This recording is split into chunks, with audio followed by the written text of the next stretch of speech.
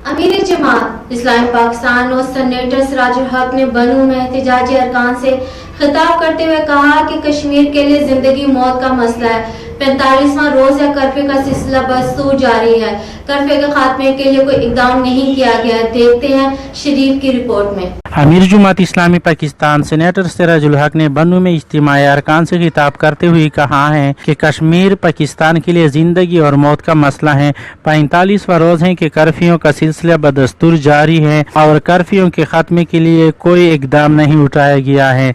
Jamaat Islami Trump के सालिसी पर एतमाद नहीं हो। एक रोशनी है, एक रोशनी और वो जमात इस्लामी की सूरत में मौजूद है। आज कश्मीर का मसला दरपेश है, सारी कौम इनके लिए रो रही है। मैं आपसे पूछना चाहता हूं कि 5 अगस्त को इंडिया ने कश्मीर को इंडियन यूनियन का हिस्सा बनाया और फिर कर्फ्यू लगाया। आज 47वां दिन है। आप मुझे बताएं, किसी पार्टी ने जुलूस किया हो मुझे बताएं, किसी पार्टी ने एहतजाज किया हो मुझे बताएं।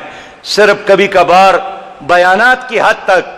लेकिन यही जमात इस्लामी है जिन्होंने 5 अगस्त को यह वाक़या हुआ और 5 अगस्त की शाम को मैंने प्रेस कॉन्फ्रेंस की और 6 अगस्त को मैं मुजफ्फराबाद पहुंचा और वहां के वजीर आजम से मिला और एक प्लान बनाकर पूरी कौम को हम बेदार कर रहे हैं।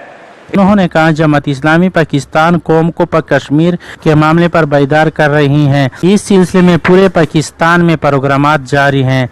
वज़ीर आज़म इमरान खान अमरीकी कश्मीरियों के लिए आफिया सदीकी की रिहाई के लिए भी बात करे और इनको जहाज़ में साथ लेकर आए। उन्होंने खिताब करते हुए कहा कि अक्टूबर में होने वाला मिलन मार्च जीआई का अपना फैसला है। वज़ीर आज़म इमरान खान ने ऐलान किया था इस्लामाबाद में कोई भी मिलन मार्च या धरना देगा इसके लिए हम कंटेनर भी देंगे और चाय और पानी भी देंगे। मिलन मार्च में मुस्लिम लीग नून और पीपीपी ने शिरकत करने का अंदिया दिया है। ये 2 पार्टियां काफ़ी हैं।